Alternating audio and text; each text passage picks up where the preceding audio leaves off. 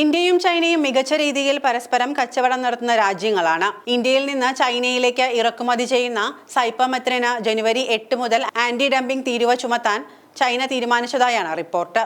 ഒരു രാജ്യത്തിന്റെ ഉൽപ്പന്നങ്ങൾ കുറഞ്ഞ വിലയ്ക്ക് മറ്റൊരു രാജ്യത്തിന്റെ വിപണിയിൽ വിൽക്കുന്നത് തടയാൻ ഒരു രാജ്യം ഉപയോഗിക്കുന്ന വ്യാപാര നിയമമാണ് ആന്റി ഡംപിംഗ്. ചൈനയുടെ വാണിജ്യ മന്ത്രാലയമാണ് ഇക്കാര്യം പ്രഖ്യാപിച്ചിരിക്കുന്നത്.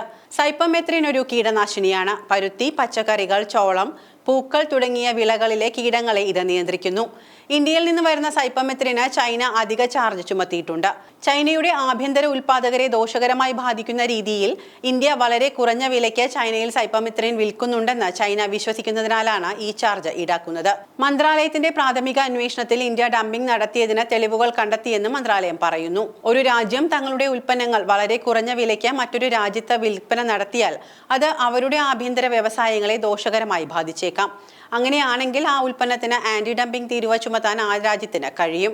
ഇന്ത്യയിൽ നിന്ന് വരുന്ന സൈപ്പർമെത്രിന് ചൈന അധിക ചാർജ് ചുമത്തിയത് മൂലം ഇന്ത്യയിൽ നിന്ന് ചൈനയിലേക്കുള്ള സൈപ്പർമെത്രിൻ കയറ്റുമതി കുറഞ്ഞേക്കാം. കാരണം ഇന്ത്യൻ ഉൽപ്പന്നങ്ങൾ ഇനി ചൈനയിൽ വിൽക്കാൻ ഉയർന്ന വില നൽകേണ്ടി വരും. രണ്ടാമതായി, കാർഷിക മേഖലയിൽ സൈപ്പർമെത്രിൻ വ്യാപകമായി ഉപയോഗിക്കുന്നുണ്ട്. അതിനാൽ കയറ്റുമതിയിലെ കുറവ് ഇന്ത്യൻ കർഷകരുടെ വരുമാനത്തെ പ്രതികൂലമായി ബാധിച്ചേക്കാം. മൂന്നാമതായി, മറ്റ് രാജ്യങ്ങളുമായുള്ള വ്യാപാര ബന്ധങ്ങളെയും ഇത് ബാധിച്ചേക്കാം. കാരണം മറ്റ് രാജ്യങ്ങളും ഇന്ത്യക്കെതിരെ സമാനമായ നടപടികൾ സ്വീകരിക്കാൻ സാധ്യതയുണ്ട്. 2025 ജനുവരി 8 മുതലാണ് ആന്റി ഡംപിംഗ് നിക്ഷേപം ചൈന ഏർപ്പെടുത്തിയിരിക്കുന്നത്. ഒരു ആഭ്യന്തര കെമിക്കൽ കമ്പനിയിൽ നിന്ന് അന്വേഷണത്തിന് അപേക്ഷ ലഭിച്ചതിനെ തുടർന്നാണ് ഇന്ത്യയിൽ നിന്ന് ഇറക്കുമതി ചെയ്യുന്ന സൈപ്പർമെത്രിനെ കുറിച്ച് ആന്റി ഡംപിംഗ് അന്വേഷണം ആരംഭിച്ചത്. ഏപ്രിലാണ് ചൈനയിലെ ജിയാങ്സു യാങ്നോ കെമിക്കൽ ഇൻഡസ്ട്രി അന്വേഷണം ആവശ്യപ്പെട്ട് അപേക്ഷ സമർപ്പിച്ചിരിക്കുന്നത്.